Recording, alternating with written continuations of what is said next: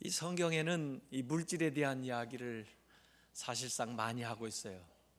하나님 나라를 얘기하면서 물질을 이렇게 얘기 많이 한다 하면은 어째 하나님 나라를 이 세상하고 비슷하게 얘기를 하나 의문점을 가질 수가 있을 거예요. 그러나 사실 우리가 보이지 않는 하나님의 나라를 설명하는 데 있어서 이 보이는 우리의 생활을 들어서 설명할 수밖에 없기 때문에 이야기를 하는 겁니다. 예수님을 믿고 변화된 사람들을 얘기할 때도 물론 내면적으로 영적으로 많은 변화가 있었겠지만 그걸 우리가 눈으로 감지하기가 힘들기 때문에 그가 물질 생활을 어떻게 달라지게 만들었나, 물질에 대한 태도가 어떻게 바뀌었나, 그걸 통해서 그 내면의 삶의 변화가 일어난 것을 설명을 해줘요. 삭개오가 주님을 만나고 그 다음에 그가 믿음을 가진 사람이 되었을 때는 그동안에 살았던 그 물질에 대한 방식이 완전히 바뀐 것으로서 우리에게 설명을 해주면서 믿음을 얘기해 주고 있어요.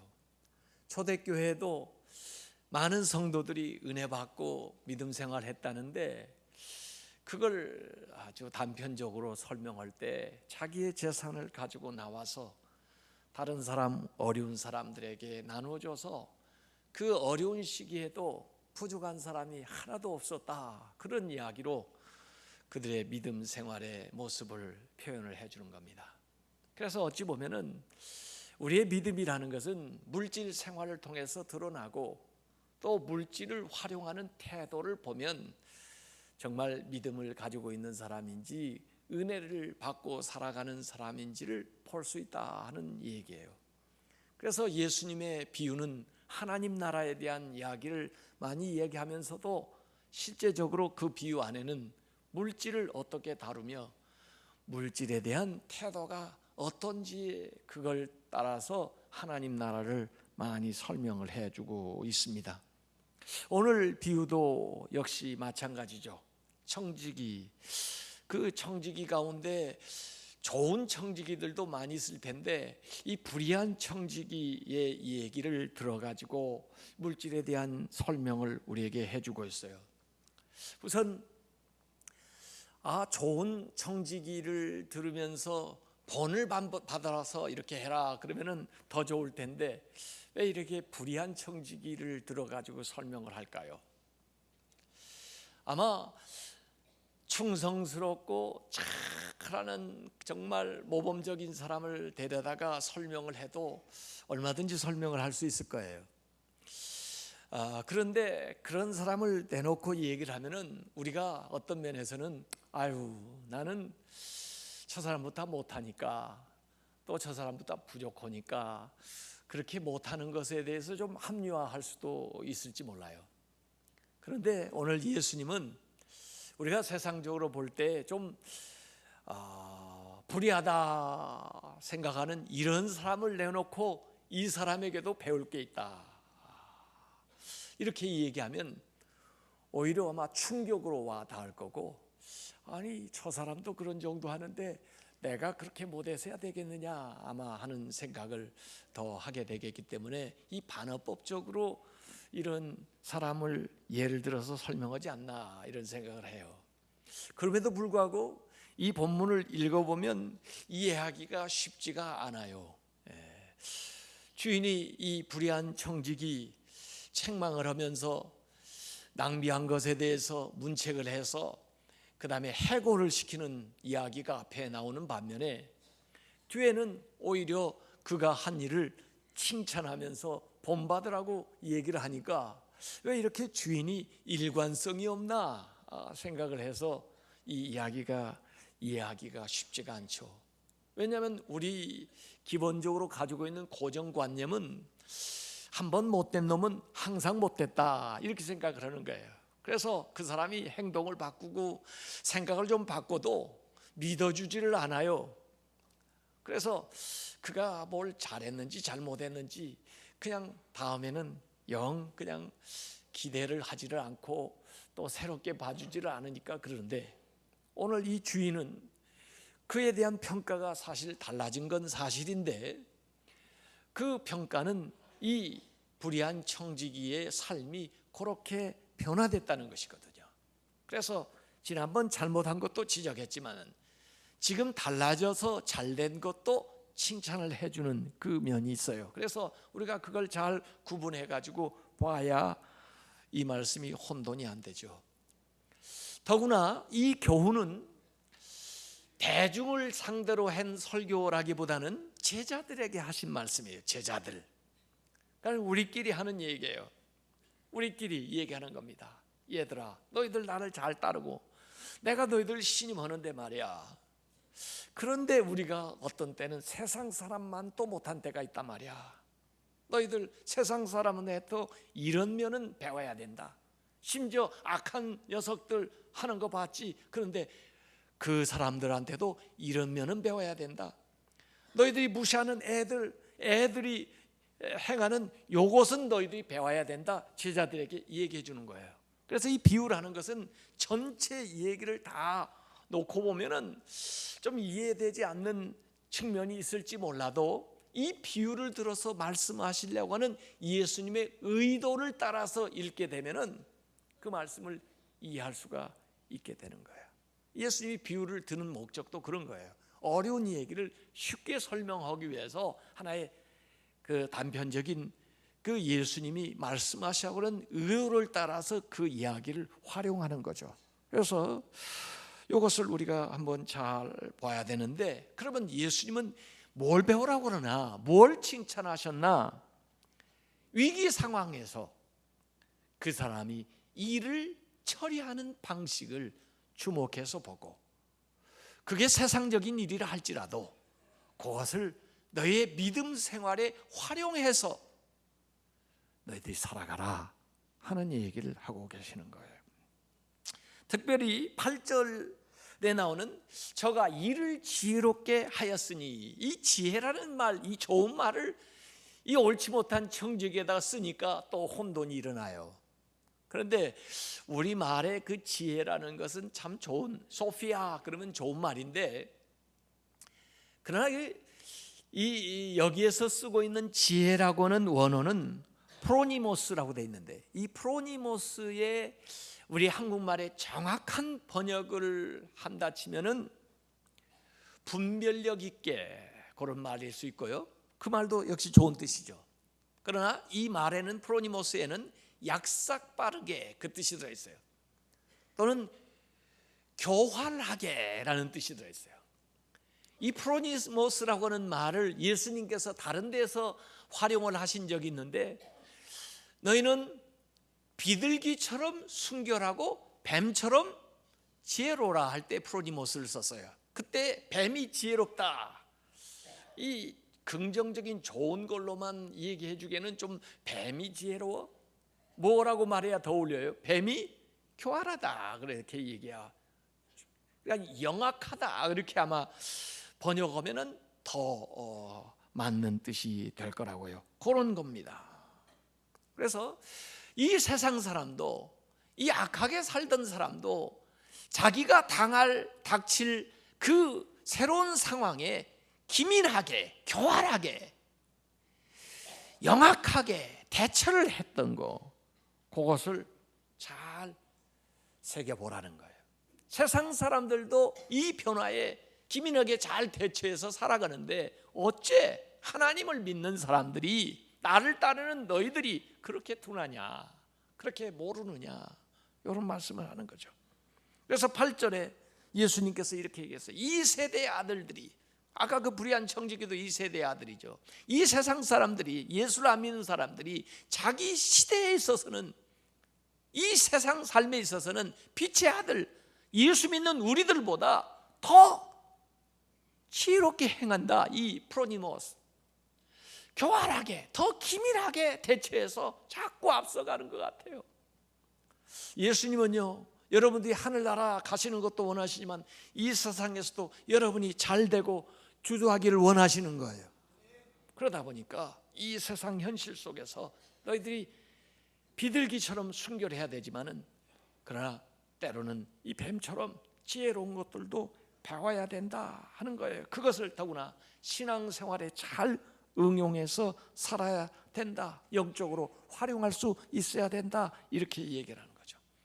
자, 이 비유를 우선 이해하기 위해서는 등장하는 세 종류의 사람을 알아야 돼요. 주인이 나와요. 주인이 있고, 사실은 이 주인은 먼 거리에 사는 주인들이에요. 그 당시에는. 그리고 현지에서 그 주인의 재산을 맡아가지고 관리하는 청지기가 있어요. 청지기가 있어요. 그리고는 그 청지기 아래 소장농들이 있어요. 그 주인의 것을 청지기를 통해 가지고 빌려간 사람들이 있어요. 그래서 이 세 종류의 사람을 알아야 돼요. 주인이 있고, 청지기가 있고, 소장농이 있어요. 채무자들이 있어요. 이 청지기는 관리하는 중간 역할을 하는 거예요. 이 청지기가 어떻게 하느냐에 따라서 주인이 이득을 볼 수도 있고 손해를 볼 수 있고, 청지기가 어떻게 하느냐에 따라서 주인이 명예를 얻을 수도 있고 욕을 먹을 수도 있고 그런 거예요. 그래서 이 청지기가 참 중요해요. 그런데 오늘 이 사람이 시작부터 불의한 청지기라고 하는 이름을 들은 것은 그 관계를 제대로 못한 거예요. 그래서 주인한테 손해를 끼쳤든지 또는 주인의 것을 자기 것처럼 낭비를 했든지, 오늘 여기는 낭비를 했다고 그랬으니까 주인의 것을 자기 멋대로 아마 쓰고 그 다른 데 유용하고 그랬나 보죠. 또 그러면서 맡겨준 사람들에게 아주 인색하게 행하든지 그들을 힘들게 만들든지 그들 것을 착취하든지 그렇게 할 수가 있는 거예요. 이게 못된 불의한 청지기죠. 그래서 그들과의 갈등이 있을 뿐만 아니라 주인과의 갈등도 만들고, 또 자기 때문에 주인과 소장농 간의 사이도 이간을 시키고 어렵게 만들고, 그렇게 하면은 이게 불의한 청지기가 되는 거죠. 이 불의한 청지기는 아마 그런 삶을 사는 거예요. 그래가지고 주인한테 주인의 것을 낭비한다는 소문이 들린 겁니다. 여기 소리가 들렸다 하는 얘기는 정확하게 원문을 보면은 거기에 대해서 고자질하는 사람이 있었던 거예요. 고발을 하는 겁니다. 고소를 한 거예요. 주인님, 모르고 계시죠? 당신이 맡긴 암흑의 청지기가요 우리를 너무 어렵게 하고 있어요. 그러든지, 그렇지 않으면 그 사람이요 주인 거 갖다가 지금 다른 데다 다 쓰고 있어요. 그거 모르고 계시죠? 이것이 주인한테 들린 거예요. 그래서 주인이 그 청지기를 소환을 한 겁니다. 그래가지고 거기에 대해서 신문을 하니까 이 청지기는 모든 것이 사실이기 때문에 변명할 여지가 없어요. 아무 변명을 못합니다. 거기에. 그러니까 주인이 거기에 대해서 이를테면 벌을 내리는데, 여러분 주인이 보통 주인하고는 좀 달라요. 우리 같으면은, 저 같으면은 당장에 해고를 시킬 텐데, 또는 손해 난 것을 변상을 하라고 할 텐데, 또는 손해 난 걸 변상하지 못하면 감옥에다가 집어쳐넣어서 그걸 어떻게 찾아내는 방법을 취할 텐데, 이 주인은 말이에요, 해고를 통지하긴 합니다. 너 더 이상 내 일을 못한다 이제. 그러지만 내가 너한테 시간을 줄 테니까 그 시간 안에 지금까지 했던 일들을 잘 결산을 해라. 그리고는 넌 관둬야 된다. 이렇게 해고를 통지한 겁니다. 이 비유라는 건요, 우리가 이해할 수 있는 얘기를 하면서 우리가 이해할 수 없는 요소가 거기에 들어가 있어요. 그걸 잘 살펴봐야 예수님이 무슨 얘기를 하시려고 하는가 본뜻을 알게 되는 거예요. 우선 이 주인이 이해가 잘 안 돼요. 이 주인은 보통 주인이 아니에요. 왜? 그렇게 잘못한 사람한테 아직도 은혜를 베풀고 아직도 은혜의 시간을 주고 있으니까. 그러니까 분명히 이건 하나님을 얘기하는 거예요. 은혜를 받았어 이 사람이요. 아직은 공고를 내지 않았기 때문에 다른 사람들은 잘 몰라요. 또 자기한테 아직도 마지막 권한을 주어서 정리할 수 있는 시간을 준 거예요. 그래서 이 사람이 와서 결단한 것은 내가 이전 방식대로 계속 나가서는 안 되겠다. 주인이 모든 걸 다 알고 계시는데 이제 남은 시간 동안에라도 남은 이 시간을 다르게 살아야 되겠다 하는 생각을 하게 된 거예요. 그래서 결과적으로 삶의 태도를 바꾸는 거죠.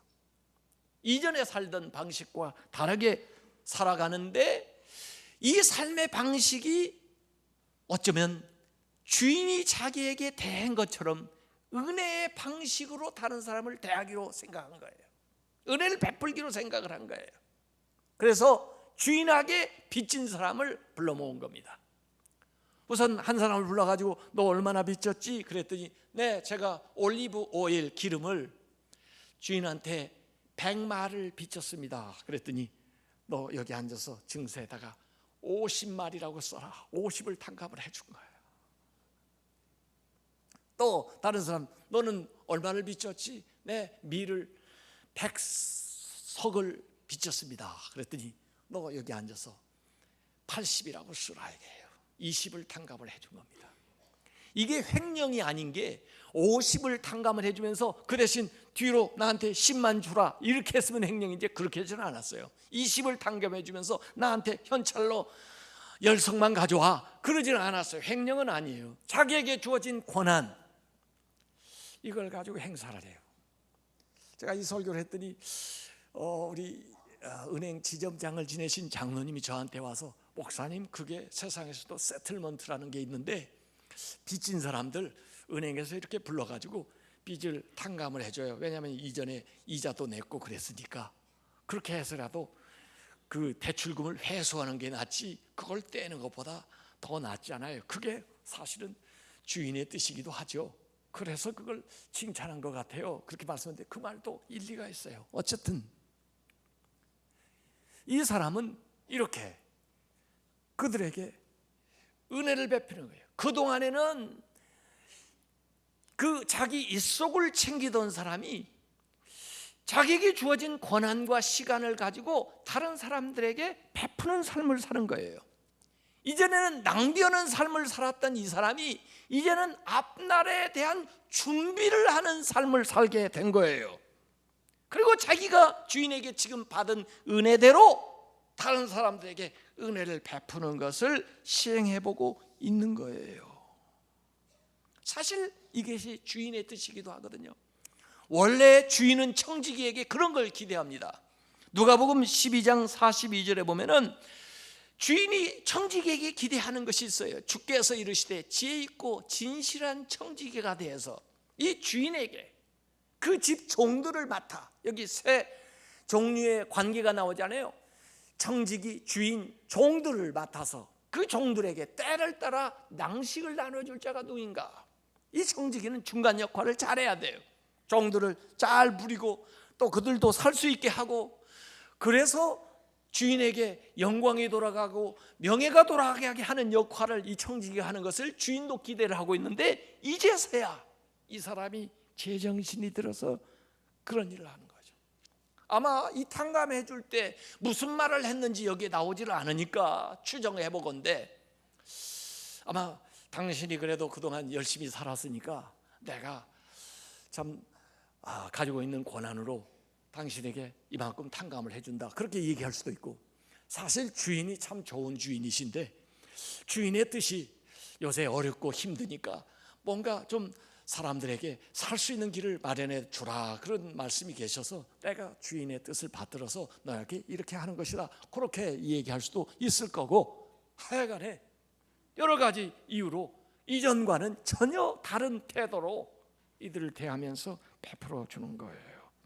그래서 이제부터는 이 소장농과 청지가 간에 좋은 관계가 다시 형성이 되게 되고, 또 이걸 통해서 이 청지기의 역할을 통해서 이 소장농과 주인 간의 관계가 개선이 되고, 따라서 주인도 이 청지기가 그 일 자체는 참 지혜롭게 처리했다고 하는 그 일 자체를 칭찬하는 모습이 여기에 나와 있는 거죠. 그래서 오늘 우리가 이 불의한 청지기에게도 배울 것이 있다고 하니까 도대체 뭘 배워야 되나, 제가 4가지로 정리해서 말씀을 드리겠어요. 첫 번째는 내 것이 아니다 하는 거예요.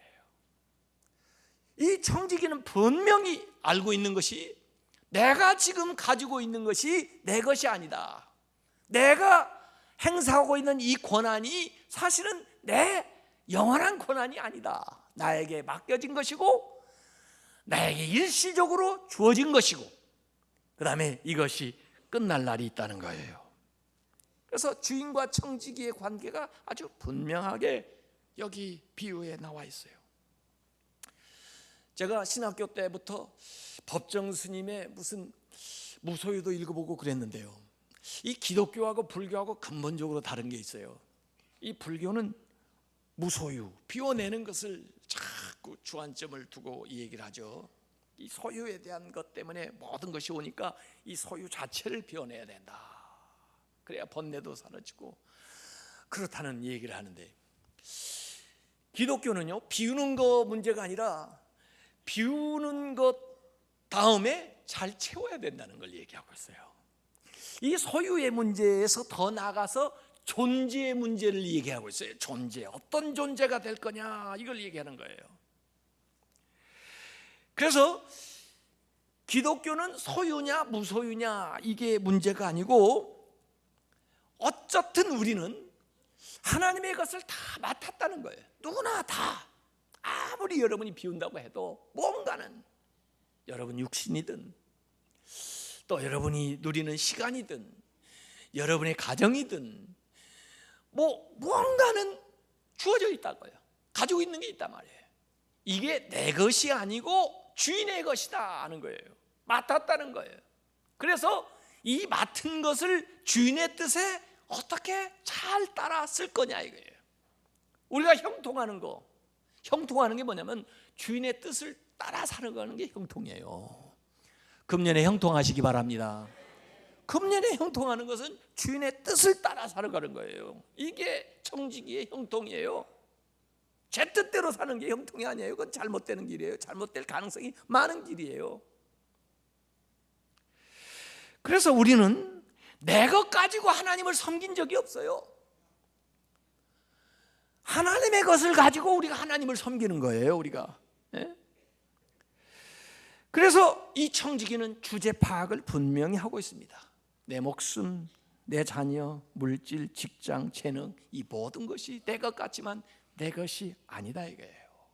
그래서 우리 1월에 우리 교회 1월의 주제는 하나님의 주권입니다. 로드십, 하나님이 주인이시다는 거예요. 하나님이 모든 것의 주인인 걸 믿습니까? 이걸 배우라는 거예요. 우리가 내 돈이 내 돈인 것처럼 생각하고 살고, 내 가정이 내 것인 줄 알고, 내 건강이 내 것인 줄 알고 살면 이 불의한 종만 또 못하다는 얘기예요, 성경에. 그보다 못해서 되겠어요? 그도 아는데. 그걸 첫 번째 우리에게 가르쳐 주는 겁니다. 저는요, 기독교 또 여기 설교하시는 목사님들 가운데 청빈을 강조하시는 분들 많이 있어요. 청빈. 청빈 사상 기독교 안에 있는 건 사실이죠. 깨끗하고 가난하게 사는 거. 청빈하게 사시겠습니까? 깨끗한 건 좋은데 가난하게 사는 게 좀 싫으시죠? 근데 그게 일리도 있어요. 왜냐하면 부자로 살면요, 깨끗하기가 힘들대요. 그래서 심지어 성경에도 부자가 천국에 들어가는 것은 낙타가 바늘귀로 들어가는 만큼 어렵다, 못 들어간다는 건 아니에요. 어렵다 그러는데 얼마나 어렵겠어요. 예? 그러니까 아예 가난하게 사실랍니까? 저는요, 청빈보다는 저는 청부를 얘기하는 사람이에요. 제 정체를 아셨죠? 저는 깨끗하면서도 어떻게 살고 싶어요? 부자로 살고 싶어요. 부자 되시기 바랍니다. 애시당초 저는 처음부터 그걸 얘기하는 사람이에요. 그래서 저는 미국에서도 개척교회 했을 때부터 저하고 같이 모인 사람들은 다 부자가 됐어요. 왜냐하면 사상이 그러기 때문에.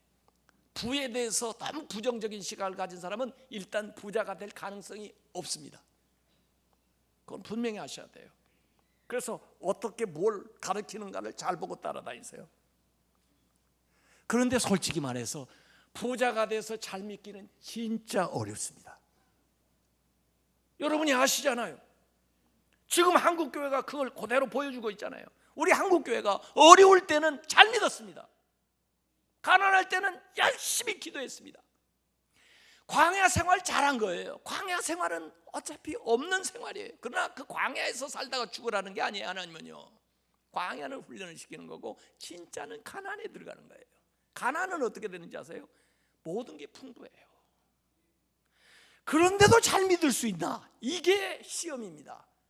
광야는 없음의 시험을 당했지만 가나안에서는 있음의 시험을 당하는데, 없음의 시험을 이겨낸 사람들이 있음의 시험에서는 다 넘어지고 있습니다. 그게 지금 한국교회예요. 한국교회는 많습니다. 풍부해서 문제입니다. 그러면 없어지라고 기도하겠어요? 있는데도 잘 믿게 해달라고 기도하겠어요? 그런데 어려워요. 생각을 해보세요, 여러분들. 없을 때 신앙생활 했던 거하고 있을 때 지금 신앙생활한 거하고 비교를 해보세요. 어렵습니다. 그러니까 어떤 사람은 저로 부하게도 하지 마시고 이렇게 기도를 하는 거예요. 부하게도 하지 마시고, 또 가난한 곳이니까 가난하게도 마시고 적당하게 해주십시오. 근데 여러분, 그 기도가 마음에 드십니까? 나는 그 기도 마음에 안 듭니다. 부하게도 하시고 잘 믿게도 해주옵소서, 그렇게 기도하고 싶은 게 제 심정이라니까요. 그런데 어렵습니다. 어렵다는 건 알고 계세요. 어렵습니다. 지금 하여간에 소유하지 않는 것이 문제가 아니에요. 소유하는데도 불구하고 그것을 주님의 뜻에 합당하게 잘 쓴다는 거, 더 많이 맡겨줬음에도 불구하고 더 많이 주를 위해서 쓸 수 있는 사람이 된다는 거, 그게 중요한 겁니다. 그런 사람이 되시기 바랍니다. 내 것이 아니다, 여기에서 모든 것이 출발해요. 두 번째는 결산이 있다 이거예요. 결산. 우리에게 맡겨진 이 모든 것은 임시직입니다. 세상에서 무슨 정규직이네, 무슨 임시직이네, 그래가지고 미생이네, 완생이네 뭐 그러는데, 이 세상에서 완전할 게 어디 있어요? 다 임시직이죠. 예? 다 유한하죠. 예? 다 시한부 인생을 사는 거예요. 우리는 이미 죽을 시점이 딱 정해져 있어요. 모를 뿐이지. 거기를 향해서 어제보다 오늘 더 가까이 왔고 내일 더 가까이 갈 거예요. 그런데 결산이 있다는 겁니다. 결산이 있습니다. 계산을 했다 이게, 계산을. 그래서 누구나 다 하나님 앞에 서게 될 텐데, 하나님 우리에게 똑같이 묻는 질문이 있습니다. 내가 너에게 준 것 가지고 너는 어떻게 하였느냐? 이거 중요한 문제니까 다시 한번 말씀드립니다. 내가 너에게 준 것 가지고 너는 어떻게 하였느냐? 그 질문을 모두 다 듣게 되는데 그게 결산입니다. 지금 이 결산이 있다는 통고를 받고도 삶의 방식을 바꾸지 않는다면 이 불의한 청지기만 또 못한 삶을 사는 거예요. 이 사람은 적어도 그전에는 그렇게 살았지만은 그 말을 듣고 나서 그 남은 시간에 결과를 다르게 만들기 위해서 부단히 나름대로 애를 쓴 거예요. 그걸 배워라, 이게 주님께서 우리에게 말씀한 거예요. 이 사람이 내가 할 일을 이제 알았도다 그러면서 자기 삶의 새로운 방식을 과감하게 도입해요. 이전에 해보지도 않았던 일을 생각해가지고 하는 거예요. 여러분, 빌 비숍이라고 하는 사람이 쓴 관계우선의 법칙이라는 책이 있습니다. 이거 리더십 비즈니스에 굉장히 중요한 책인데, 그 책 앞에 시작하면 이 빌 비숍이라고 하는 사람이 어려서 시골에 살면서 경험했던 이야기부터 시작을 해요.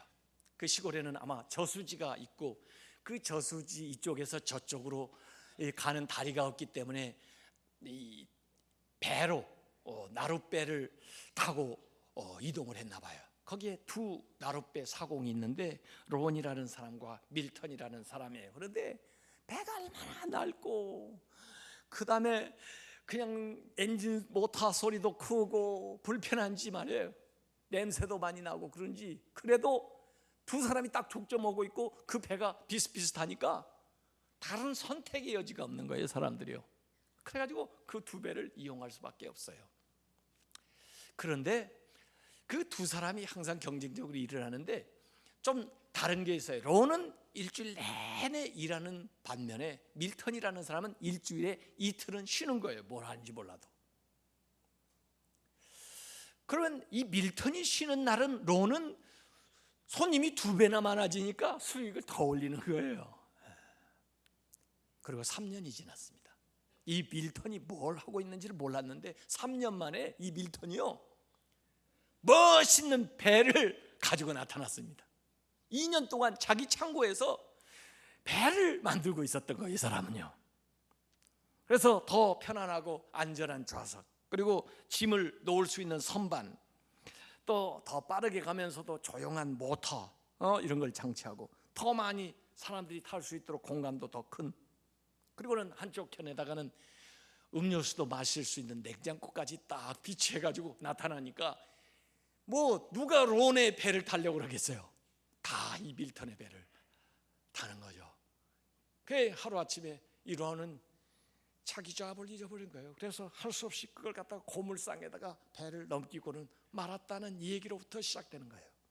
그래서 그 사람이 처음에 이렇게 하는 것은 제품 우선의 법칙을 얘기해요. 과거에는 제품을 개선시켜가지고 이렇게 배를 더 좋은 걸 만들어가지고 사람들을 이끌었다 이거예요. 그런데 그 밀턴의 방식은 이제는, 과거에는 효과가 있을지 몰라도 더 이상 효과가 없다. 제품 우선의 법칙 가지고는 부족하고 관계 우선의 법칙으로 나가야 된다, 이런 얘기를 거기서 하고 있어요. 그게 이제 전략적 기업이라 그런 얘기 하는데, 제가 그 말을 하려는 게 아니고, 뭔가 이 관계를 개선해 나가는 거, 뭔가 새로운 변화를 도입해 나가는 방식으로서 어려운 위기를 타개해 나간다는 거예요. 그래서 여기 세 번째 이 사람에게 배워야 되는 것은 위기에 적극적으로 대처하라 이거예요. 위기 상황을 지금 파악하게 됐어요. 벌써 자기는 자기가 지금까지 살아왔던 것이 무슨 결과를 초래했는지 자기 인생의 실패를 보게 되었고, 그 다음에 이 당면한 문제에 곧 얼마 있으면 해고를 당해가지고 더 이상 그 직장도 유지하지 못한다는 당면 문제를 파악하게 된 거예요. 이제는 나에게 주어진 짧은 시간 동안에 어떻게 미래를 준비할 것인가 하는 생각을 하게 되는 거죠. 그러면서 자기가 할 수 있는 일과 자기가 할 수 없는 일을 분명히 여기 인식하고 있어요. 땅을 파자니 힘이 없고, 가서 막노동을 하니까 힘이 없다 이게. 빌어먹자니 부끄럽구나, 남한테 가서 뭐 좀 달라고, 이 체면이 안 서서 못하겠다 이게. 그럼 뭘 할까? 혼자 고민을 계속하는 거예요. 그러다가 4절에 I got an idea, 이렇게 하자, 이 생각이 떠올랐다는 거예요. 그러면 내가 직분을 빼앗긴 후에 사람들이 나를 자기 집으로 영접하리라 해가지고 소극적인 방법이 아니라 적극적인 대처라는 거예요. 여기 소극적인 방법을 쓰면 어떻게 할까요? 아이고, 주인한테 가서 다시 한번 빌어보자, 변명을 하자, 뭐 별의별, 또는 뭐 그냥 도망가 버릴까, 요새 어떤 사람처럼 애들을 죽이고 자살해 버릴까, 이 바보같이 말이야. 애들 생명이 자기한테 속했어요?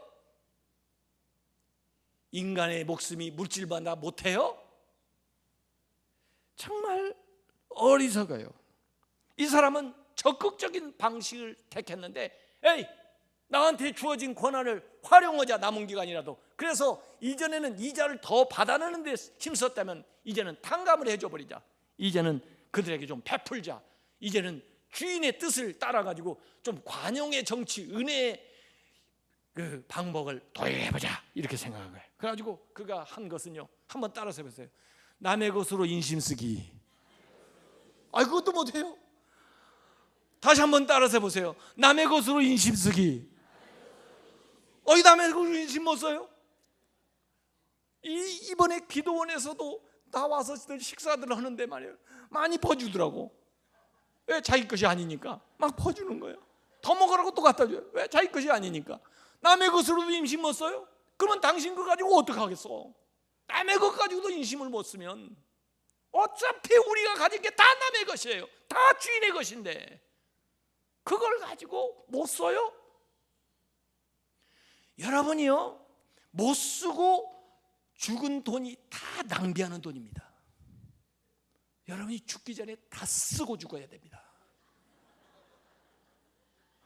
다른 게 낭비하는 돈이 아니고 못 쓴 돈이 낭비한 돈입니다.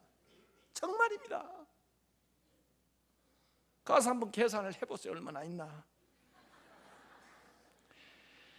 그래가지고 최대한으로 활용해야 됩니다. 최대한으로 활용해야 돼요.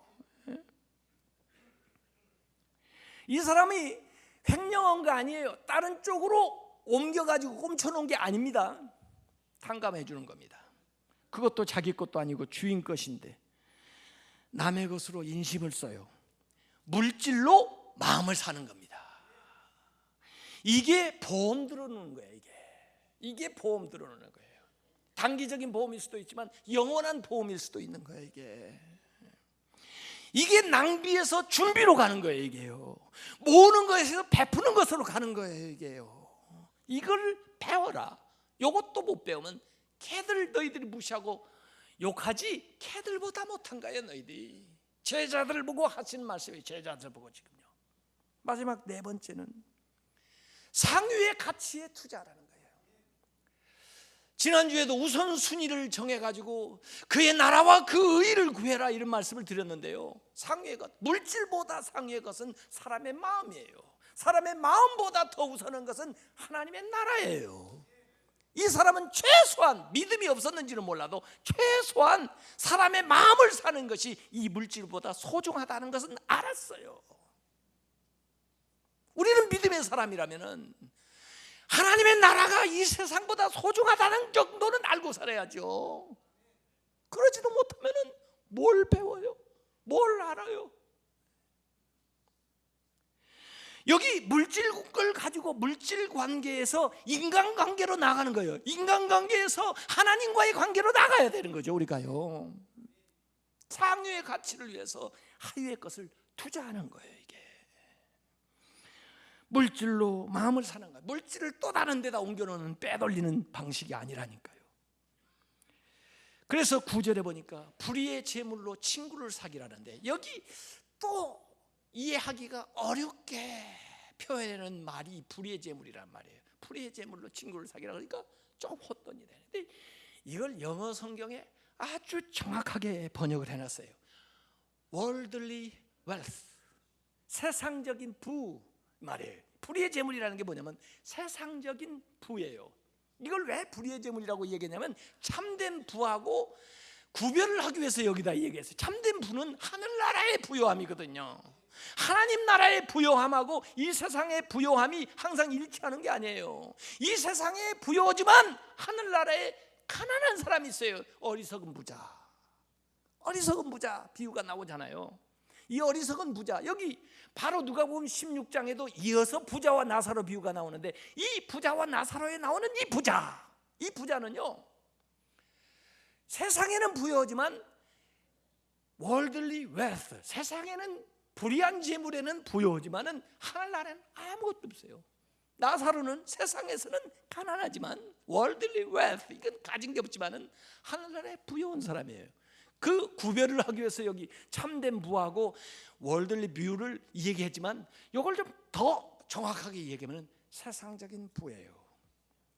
어리석은 부자 비유에서는 자기가 재산을 다 긁어 모을 줄만 알아요. 소유지향적인 삶이에요. 더 크게 창고를 줘요. 그리고는 스스로 어리석게 생각하기를 내 영혼아, 이게 몇 해 먹을 거 사놓았는지 뭐 근심이냐, 먹고 마시고 즐거워하자 그러는데, 아유, 그 물질이 자기 영혼에 만족을 줄 줄 알아요? 아니요. 영혼을 위해서 물질을 사야 되지, 물질을 소유한다고 해서 영혼이 만족함을 얻는 줄 알아요? 아니요. 그래서 그 사람은 어리석은 부자가 되는 겁니다. 그러나 이 불의한 청직이라도 이 사람은 이 물질을 가지고 더 상위에 있는 것을 바꾸려고 하는 그런 거, 이게 지혜로운 거죠. 아주 교묘한 거죠. 이 세상 것은 없어진다. 재물도 없어진다. 그것으로 우정을 사라. 친구를 만들라. 썩어질 것으로 썩지 않을 것을 위해서 쓰고, 없어질 것을 가지고 영원한 것을 위해서 쓰고, 유효기간이 정해져 있는 걸 가지고 영원한 것을 위해서 쓰고, 유한한 것을 가지고 무한한 것을 위해서 쓰고, 보이는 것을 가지고 보이지 않는 데를 투자해라 이거예요. 하늘나라의 포물을 쌓아놓으라 이거예요. 하늘나라 우리가 직접 못 가져가지만 이 세상에서 하나님의 일을 하면서 계속해서 미리 송금을 해라 이거예요. 그게 그의 나라와 그 의를 구하는 거죠.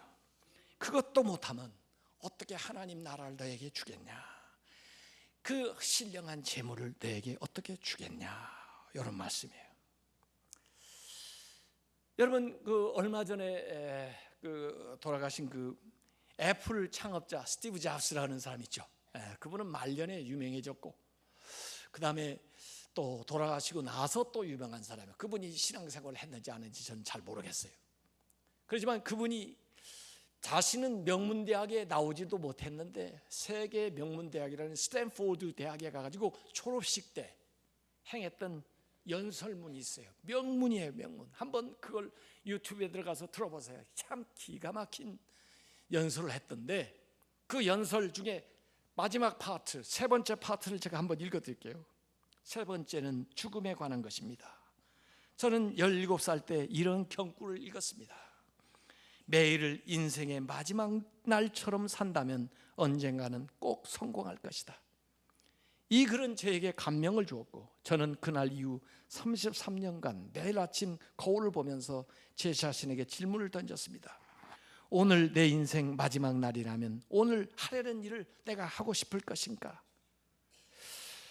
연속적으로 노라는 대답을 얻을 때 나는 내가 변화가 필요하다는 사실을 알게 되었습니다.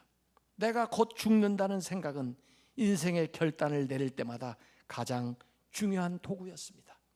자기가 하루 일을 시작하기 전에 내가 이거 곧 죽을 텐데 일할 거냐 물어봐가지고 아니다 하면 자기가 다른 거 하겠다는 거예요. 그래서 항상 그 죽음 앞에서 질문했다는 거예요. 모든 외부의 기대, 자존심, 그리고 실수나 실패에 대한 두려움이 있지만은 죽음 앞에서는 그 모든 것은 두려움도 아니다 이거죠.